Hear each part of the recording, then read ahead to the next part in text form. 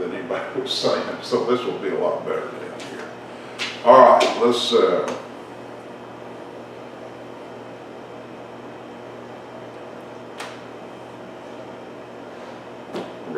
ready? Right. Hey, Green Lake, Rusty Fleming, and I'm the publisher of Grand Lake News Online, and this is a Lakeside Chat with. And that with today happens to be Cobalt Boat founder, Paxton Clair, who's agreed to join us and talk about the upcoming birthday party that will be taking place for an anniversary of Cobalt Boats, right, Pat? Yeah, that's a major milestone. And pretty big deal around the St. Clair house. Well, right? it is a big deal, Rusty, and it's as I can remember going to boat shows and being awful proud to say we've been in business 2 years. Absolutely, as you say, time flies, right? And you work hard to get through the next day, through the next year, and we're still doing that. I mean, that big celebration is right here coming up. It's coming up quick, isn't it? Yeah, it is. But in the day-to-day things that go on around a boat company with new product and all the things that. I understand there's going to be a big announcement today about pontoon boats. Yeah, there is. And I didn't know if it was an announcement today or not, but we've got a wonderful new pontoon series that we've been testing we've been running around the lake here. It's been covered up in polywrap. It's kind of hard to tell. We've been running around this because this is our chief test bed down here. I told your local dealer, remain unnamed, of course, that one of those parked at my dock in Dripping Springs would really be a high exposure area. But I put that on Paxton too. I said, I'd love to do a little testing with one of those. He said, Dad, you're down the list of it. We've got some dealers. They're going to pay me for this. They want to be first, right? Well, it's come a long ways from that trial. That's right. Okay, in the early 70s, maybe late 60s, and the different models that you've introduced and come and gone through.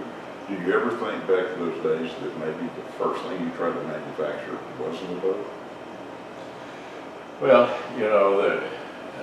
of course, first thing we tried to manufacture was not a boat. It was a giant slippery slide.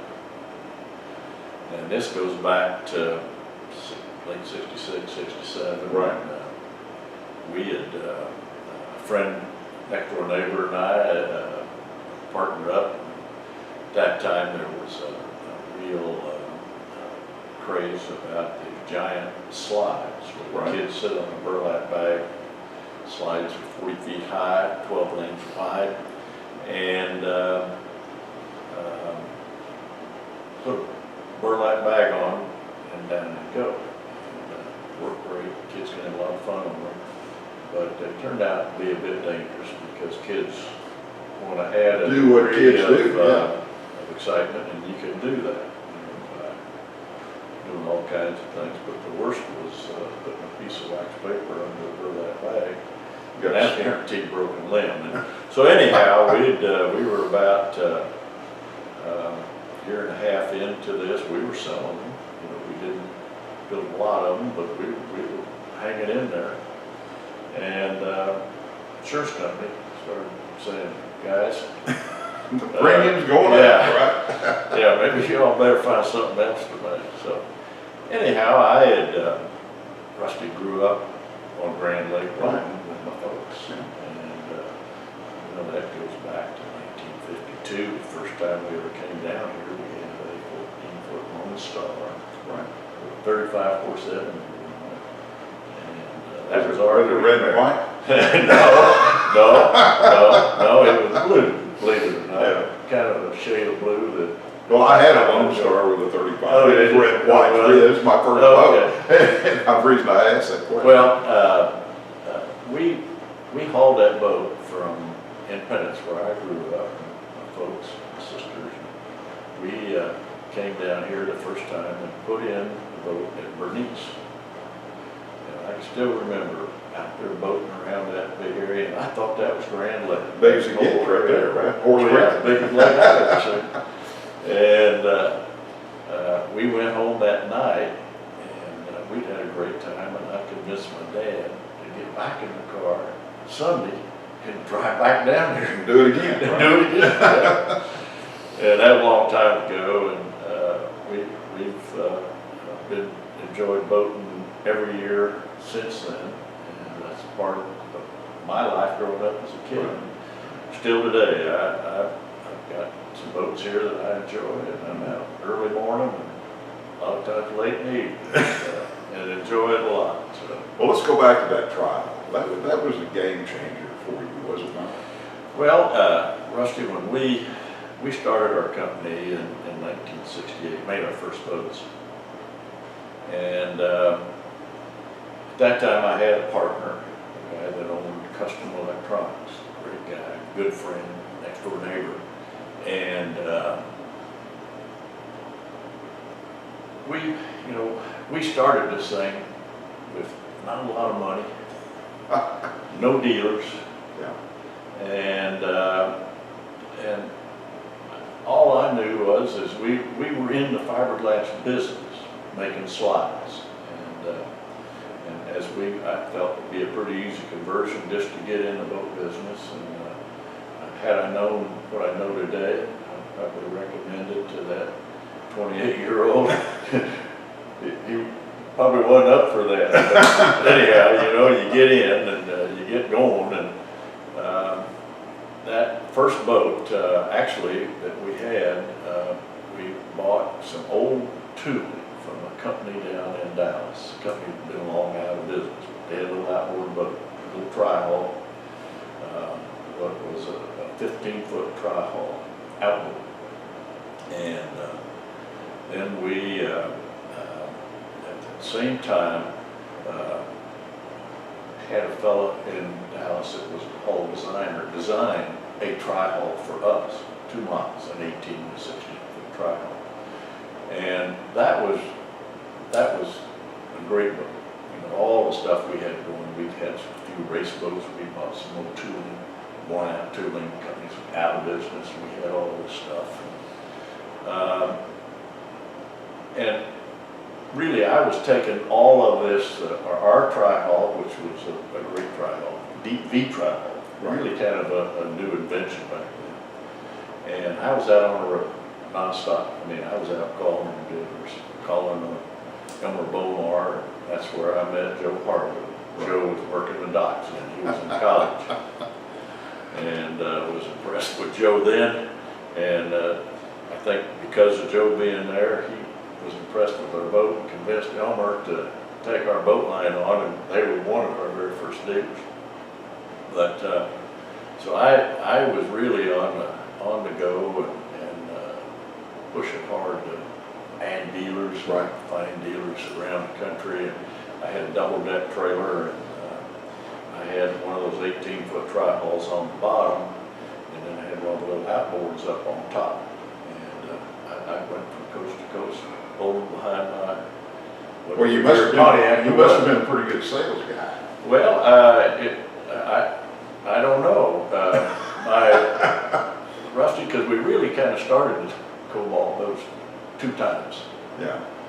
In 1968, I had a partner, and we were going and developed this line of boats. That we had probably 10 or 12 boats in our line, really, most of it worn out old stuff, other than our 2 trials, and went to our first trade show in Chicago in 1969. And this was our first exposure to seeing the whole industry, seeing the competition, seeing who we were fighting with every day out there in the marketplace. Right. But had never really seen her line. I'd never been to a boat show until I went to that show. And we hauled all our boats up. And at that time, it was always in Chicago, but McCormick Place had burned down. So they had it at the stockyards.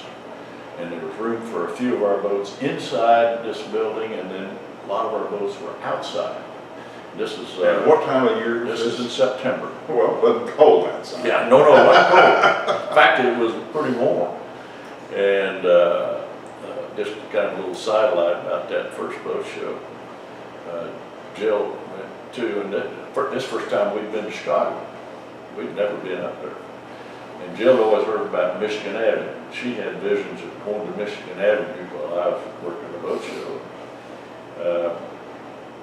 We were getting our boats cleaned up. We had this 23-foot cuddy cabin product that was a closed deck with a little V-berth in it. And as they were cleaning it up and I opened up the doors, I realized that we had a problem because all of the headliner, which we had just used shag carpet we got at the carpet store, had fallen off and laying down on the V-berth. So we figured out we could put it back up and it would stick for about 10 minutes. So, show start tomorrow, and Jill would be perfect to come in and work this show with me and sit inside the boat. And I worked it outside, and I watched very closely anybody walking along there acting like they might be interested. I'd pump the side of the boat and Jill put the headliner back in it. Team effort. It was a team effort. And lo and behold, it worked. You know, I mean, Yeah. people were always surprised to see me open that cabinet up and see Jill sitting there. Anyhow, that was our first trip there, and that was to our first show. And the reason for telling you about this show is as I walked around the show for the first time to see it, I could see real clearly there was a lot of people kind of in that mid-range where we were kind of headed. Shooting for it, right?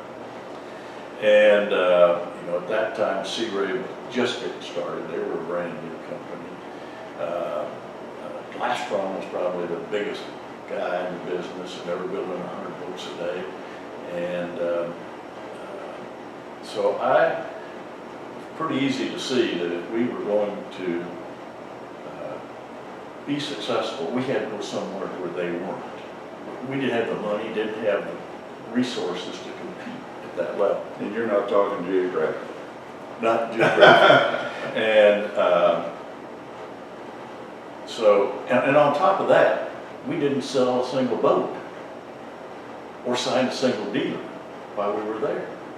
So, most unsuccessful thing in probably in my life that ever happened to me at that time, but looking back, Rusty, was probably the best thing that ever happened. The mousetrap needs to be examined. That's right. That's right. And you we changed did. it for the better. And we came home, and when I said we kind of restarted again, my partner by that time was saying he'd had all the fun in the boat business he wanted to have. And we were in a building that he owned, that his business was growing, his primary business, and needed our space. So I bought what little there was of it from him, and then I needed a place to go. And that's when, fortunately, there weren't many companies or towns or cities knocking on our door with buildings and looking for us. So we were out knocking on doors ourselves. Right. And Neil will show you about that time. Just a small town that had some local friends there that knew we were looking for a place.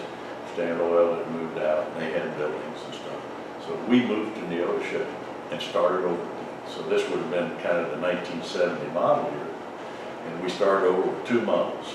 There was a 16 tri-hull and an 18 tri-hull. The only 2 boats that we had designed. And those were terrific tri-hulls, but we made them the best that they could be made. And we were the highest priced. Right. And So quality is what sets you apart. Quality, and that's how we differentiated ourselves. And Well, it certainly seems to work. it has worked. So, you know, getting that going was kind of fun because, and frustrating at the same time, because I took our 2 new boats out on a double-deck trailer, and my first trip was to the San Francisco Boat Show with the first 2 boats that we had built. And I planned to get a dealer out there so they could be in the boat show. I'd always heard that was the best retail show in America. And I